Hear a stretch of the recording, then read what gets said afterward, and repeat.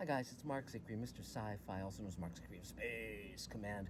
And today I'm doing Mark Zicree of Mr. Politics.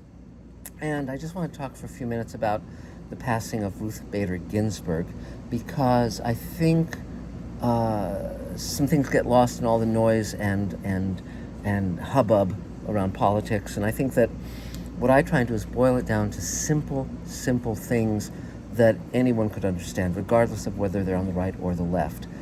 So let's try it this way. She was a great hero, and she represented the interests of the majority of the American people, if not all the American people. She certainly was a warrior for rights of women, for rights of the underrepresented, for rights of the LGBTQ community, etc. And basically, I just thought of her as an honest champion of America, everything that's good about America, where everyone gets their fair share, everyone gets their shot, everyone gets treated equally under the law.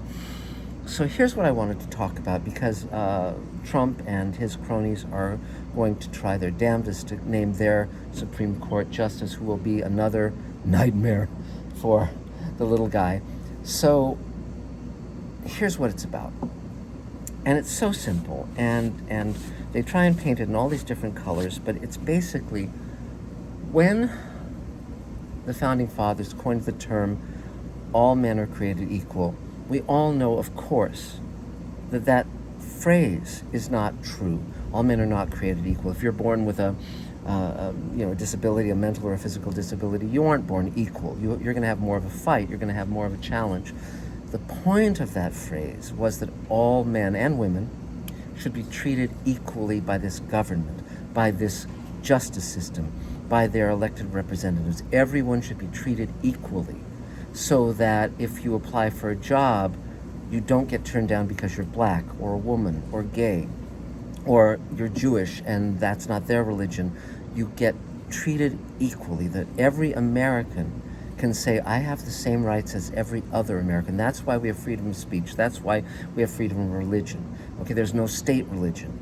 And there's more than one political party, because the whole idea is that the government represents the people. The government is in service to the people.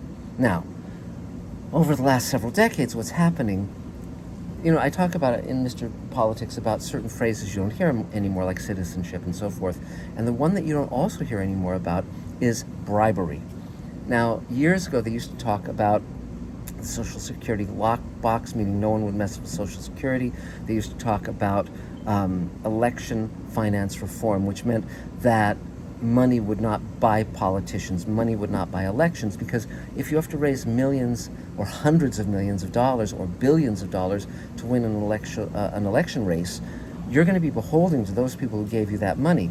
And another mistake that the news makes and the people make, the public makes, is believing the words that are coming out of the mouths of some of these politicians, because essentially, with Citizens United and making it absolutely legal to pour as much money into a political campaign as you care to, the corporations, the people who have millions of dollars, can essentially bribe the politicians. Because if you're an oil company and you say, hey, I'll give you several $1 million, you just have to, and you don't even have to say it, you have to make sure that when oil interests come up in the laws, you're on our side, because it's clear if you give them $1 million, $2 million, $10 million, whatever it is, they're going to take your call.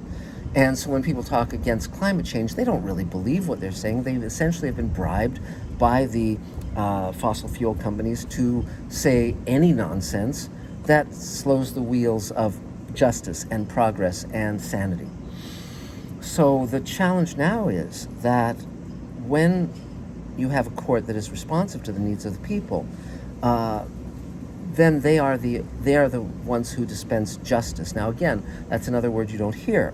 You hear the words law and order a lot, but not justice. And there's a very big difference between law and justice. The law is what should be set up to have justice served. And what justice means is, again, going back to, if you are shot in the back by a cop, that cop should have to face the legal consequences of that.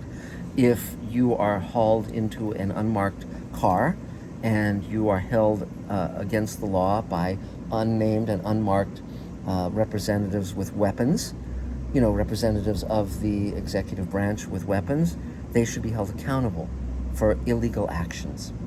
And when I was a kid, they have the Warren Court. Earl Warren was a Republican operative who was named to the Supreme Court, and they thought he would just follow the Republican line and be, what he had been all his career. Fortunately for us, he saw his responsibility as the Supreme Court justice to serve the law and justice. And so he was instrumental in desegregation. He was instrumental in making sure that people got the vote. He was instrumental in the fact that, so back then, when I was a kid, if people were being, trying to have peaceful protest and were being attacked by dogs and beaten with clubs by the cops, the court is where you would go for justice. The Supreme Court would uphold your rights. But slowly but surely, that has been wiped away. When they did away with the fairness doctrine, when they did away with campaign limits in how much could be raised, everything was taken off the table. And then all of a sudden what you started getting was justices, Supreme Court justices and lower justices, who were no longer serving the people. They were serving political needs of one party. And when you had the Supreme Court stop the voting count in Bush v. Gore and give the election to Bush, even though Bush got fewer votes, that was when essentially the right wing staged a coup of the American system. And slowly but surely, since then, they've been working to make this country a one-party country, to essentially make this country a country where money talks, and worse yet, now the forces of dictatorship are striving very hard to destroy our country and make it like Russia, make it like North Korea, make it like China. And for the average non-political person, they think, well, who cares? I mean, this isn't going to affect my life. Well, it has, big time. Because had we had a competent government that listened to the needs of the people, we wouldn't have the pandemic with 200,000 people dead. They would have stopped it like any sane country has. Look at the numbers of other countries. Look at New Zealand. Look at all these other countries that have been able to push it back.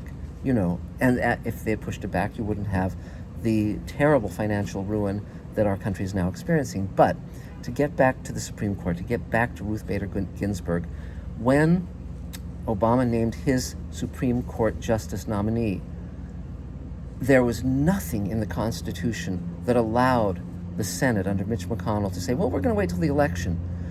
What the Democrats should have done was sued, because it was totally unconstitutional. There was no provision to delay those hearings. None. And now the Republicans, of course, are proving that they're all hypocrites, they're all full of shit, because they're saying, well, we didn't, now that the shoe's on the other foot, who cares? We're gonna push our person through, even though it's only 6 weeks to the election. We'll see what happens, but I certainly hope the Democrats fight tooth and nail in every way they can. I hope that people go out into the streets and basically say no. This time we say no. Because what will happen if the Supreme Court goes 6-3 is when Trump and McConnell and the like basically say there are no rights anymore. He's making those noises. Trump has said he has no sense of humor. Listen to him. Listen to what he's saying. He wants peaceful protesters to be labeled as anarchists, to be labeled as insurrectionists, to be labeled as enemies of the state. And he wants the press labeled as enemies of the state. What will happen next is unmarked, military kind of guys in unmarked cars are going to be dragging reporters, dragging peaceful protesters, and hauling them off to prison, and taking their vote away, and off we go.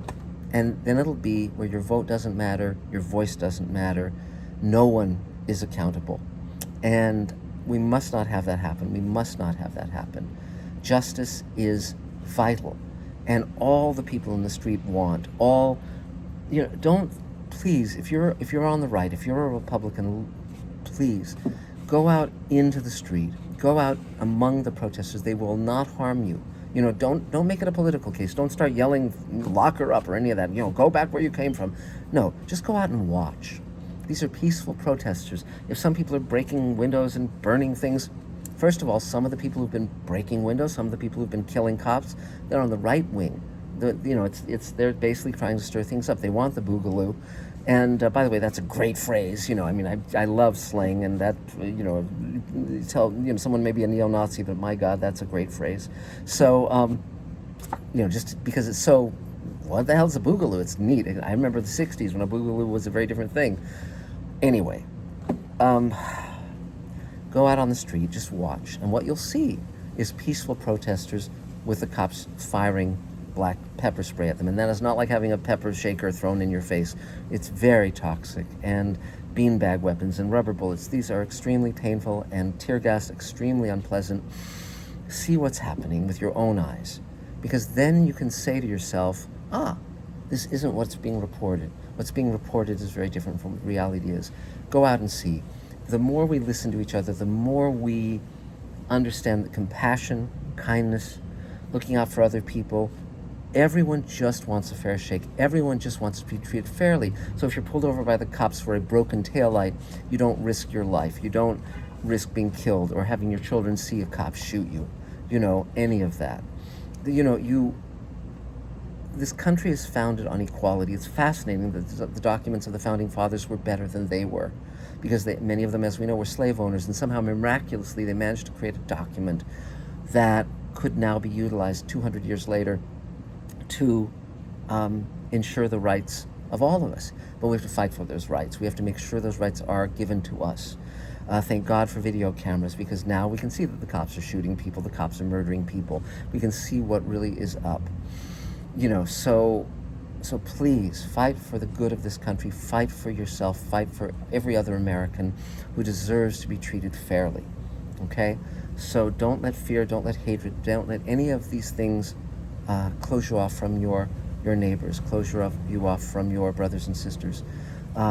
This is a great country, and it's great because of what we are. We should not emulate China. We should not emulate Russia. We should not emulate North Korea. There's a reason those are called dictatorships. There's a reason that you wouldn't want to be there. Okay? So that's about it for now. But please reach across boundaries and barriers, as we do in Space Command, and make a better world. Talk to each other. Listen to each other. Don't yell at each other. Okay? Slogans are not going to save us, but a good heart and a good action will.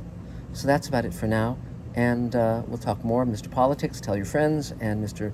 Sci-Fi, subscribe, and all of that stuff. Thanks again, guys. We'll see you soon.